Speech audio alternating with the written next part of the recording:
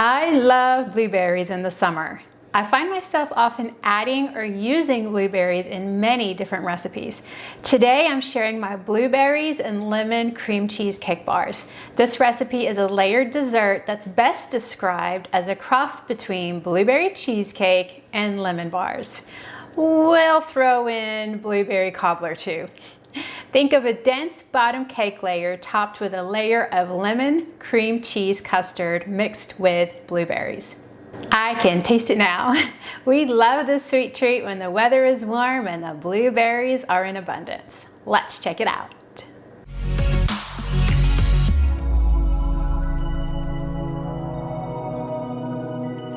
For the ingredients, the bottom cake layer includes a box of white cake mix, salted or unsalted butter. You'll need salt if you're using unsalted butter, an egg, and vanilla extract. The blueberries and lemon cream cheese top layer also includes cream cheese, 2 eggs, lemon juice and zest from 1 lemon, powdered sugar, and blueberries. Let's begin by preheating the oven to 350 degrees. Then you're going to grease or parchment line a 9 by 13 inch baking dish. I prefer to use parchment paper because it makes it easy to lift our dessert out of the pan and it's easy cleanup. So I place a piece of parchment paper in the pan and then I cut the corners down to the pan and then just let the flaps overlap like so. And the paper sits flush and you can go back, trim off the inside flaps there. And there you go, paper sits flush, and once we fill it, then the edges and the tops will open up, then set that aside. To make the bottom cake layer, in a medium bowl, we're gonna add 1 box, a 15 1/4 ounce of white cake mix. If you're using unsalted butter, then add 1/4 teaspoon, which is 1.5 grams of salt. If not, just leave it as is. I'm using salted butter, so I am not adding salt to my cake. Then we're gonna add 113 grams, which is a stick of softened butter. Mine's a little bit softer than soft. I put it in the microwave to soften it up a bit and it actually somewhat melted, but it's super soft now. So as long as it's soft, it's okay and it doesn't have to be melted. We're going to add 1 large egg. I like to put my egg in a separate bowl just to make sure that it's not a bad egg and there are no shells in it. So we're gonna put that in there. And then I'm gonna add 1 teaspoon of vanilla extract. And then just stir it all up. Your mixture is going to be a very dense batter. Notice it's coming together, but I still have some cake batter at the bottom. Okay, I moved to a sturdier metal spoon. You can see no cake mix is left at the bottom of the bowl.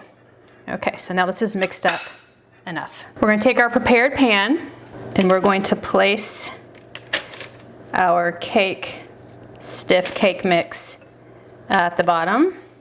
And I like to separate just because I'm going to press it down and it's a little easier when you can connect the pieces that are sort of broken and spread around than just putting it all in the center and then trying to push it out. I found this is the easier way to do it. And with your fingers, just press the mixture down till it's evenly covering the bottom of the pan, including the edges and the corners. Since I separated this dough into pieces, it's easy just to connect those pieces and then having to push it out from the center. You can go back and use a spatula if you don't want to have little fingerprints in there, but it doesn't matter. They're about to be covered anyway. All done, we're gonna set this aside. Let's make the lemon cream cheese custard layer. So in the same bowl where we mixed up the cake layer, we're gonna add 226 grams, which is 8 ounces of softened cream cheese. We're gonna beat it with an electric mixer until smooth. That just took a few moments. We're gonna add 2 large eggs.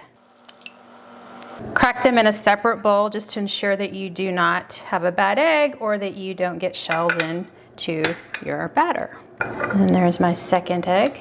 Add 1 teaspoon of vanilla extract. And we're gonna add the zest of 1 large lemon.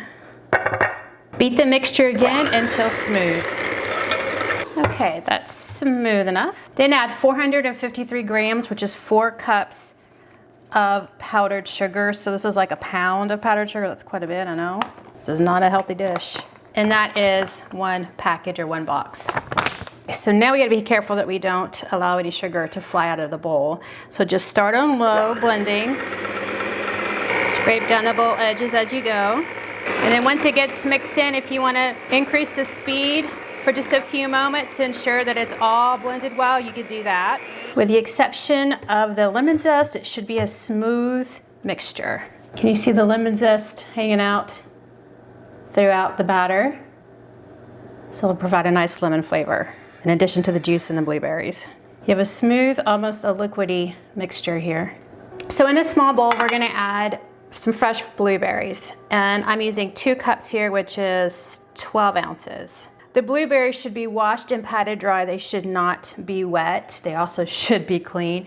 So you may be asking, can you use frozen blueberries? Yes, however, you need to add an extra step. So for frozen blueberries, they have more moisture. So if they're frozen, you need to thaw them first so that they're not as wet.